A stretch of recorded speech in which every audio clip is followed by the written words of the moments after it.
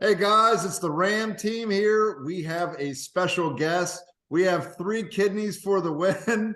This was a requested story that we wanted. I know Steve and I were extremely interested to find out the team name, so we are going to find that out here in just a few minutes. You want to say hi? Hi, everyone. So that is the infamous. We're going to get the story, but I want to keep it as a holder and a surprise. I'm going to run quickly through the games and some Ram stuff. So we do only have two number ones left in the whole tournament. Last night, Kansas got eliminated by Arkansas, which was an awesome game. So I hope you guys went with the underdog in that one.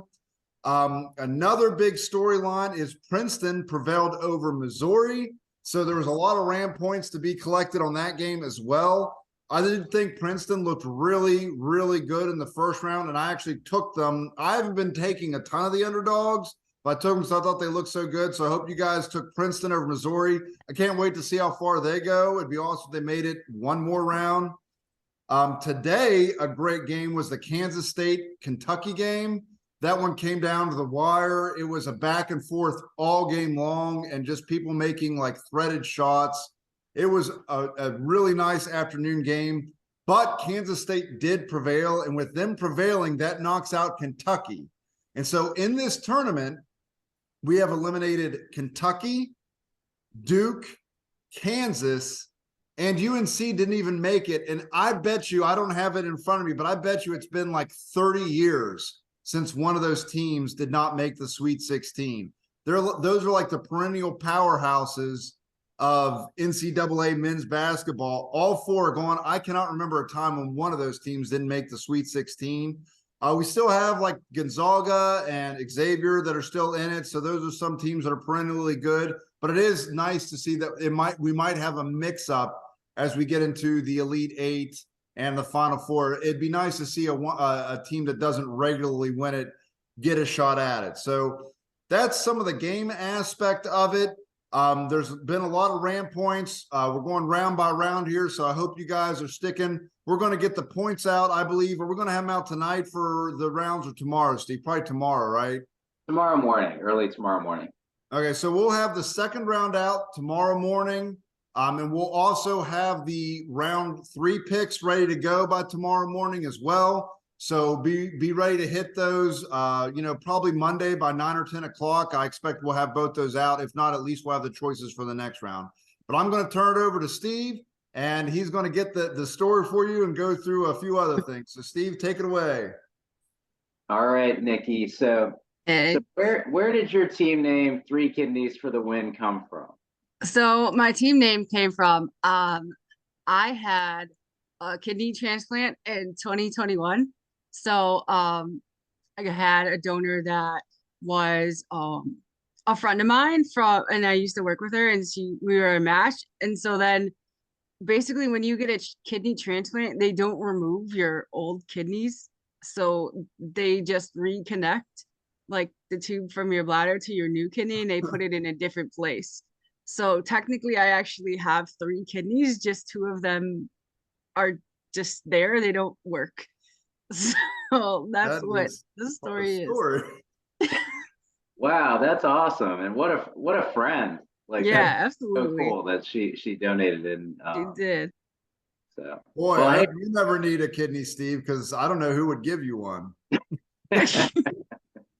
I put an email out with Ram and see what happens. But Right. I can um help him. If well only you awesome. had a Well friend. well, thanks for joining us, Nikki. You're Just welcome. curious, like, what do you enjoy most about playing in Ram? You've played in a couple tournaments now. I have. I just like that. I like that there's a risk, like, and I like to pick the underdog sometimes. And I just, I think it's fun. I always wonder, how the process goes, like how do we get these numbers and things like that. But I think it's just fun to be a risk taker and just to see what happens. Especially And I when Well, like it's to compete late. against your brother because he's always trying to beat me in things, and I'm just, that guy. well, to touch on that a little bit, I know you were curious about like how we come up with the point allotments. And so a little bit of it is like the Colonel's recipe. It's like our secret recipe, but like the first round of the NCAA tournament, we're essentially looking at the all-time likelihood that these teams are going to advance over their other seeds. And then after that, we're really looking at where the communities across the world are favoring one team over another. And so the points are based off of those estimates about like where people are placing their odds. So that's really how we come up with it. It's in the first round, it's based off of like kind of the all-time history, and then it adjusts because you have all different kinds of seeds matching up against each other. So it's kind of anybody's game, as we've seen so far this year in this tournament. And we've applied some of that same framework and, made tweaks to it for other tournaments like we did with World Cup. But that's kind of where it comes from. And I will say it is data based. It's not our opinions, and it's not opinion based. We're pulling data from different things and then essentially creating an algorithm with it that's kicking the numbers back out to us. So it's not our opinion of the risk. It's pulling in certain data from certain places and then tying it into an algorithm that we created. I think that's super cool. And I'll give a shout out to my alma mater for my master's, Northwestern University. That's where this project and RAM really came from. It was my graduate capstone project. And so last year, 1 year ago, the March tournament really counted as my capstone project for for my master's, which was pretty fun, and my professors loved hearing about it. So I was sorry to see them get knocked out last night, but excited for the hopes of that team and the future of the basketball program. So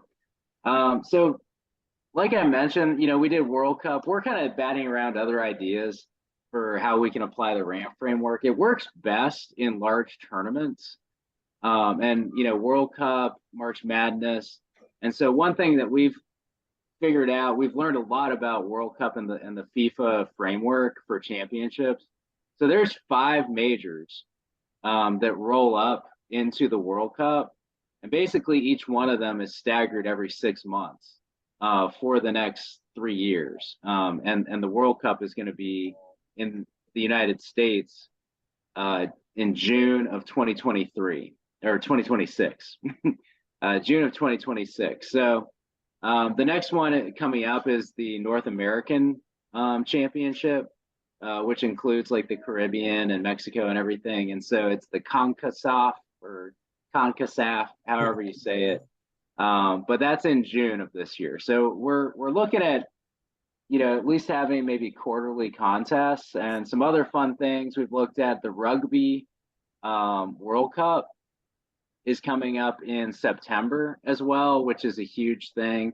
And I think New Zealand and South Africa are like the favorites. So it's kind of fun to learn about new sports and new championships that might not be quite as large in the United States, but are huge worldwide. And so we're excited to learn about more sports like that and see how the RAM framework can apply best. So if anybody has any ideas for single elimination tournaments, and you can drop them into either the YouTube comments or Facebook comments, or send us an email for a tournament you'd like to see us do. Those are the ones that work best, single elimination tournaments. So that's what Steve was hitting on. All right. Well, hey, thanks for joining us, everybody. Keep your horns up. And look out for some analytics coming out from us early this week. We're going to have a show kind of dedicated to some stats and some number crunching from what's been happening in the tournament for RAM and for the March Madness itself. Thanks for joining. Thanks for joining.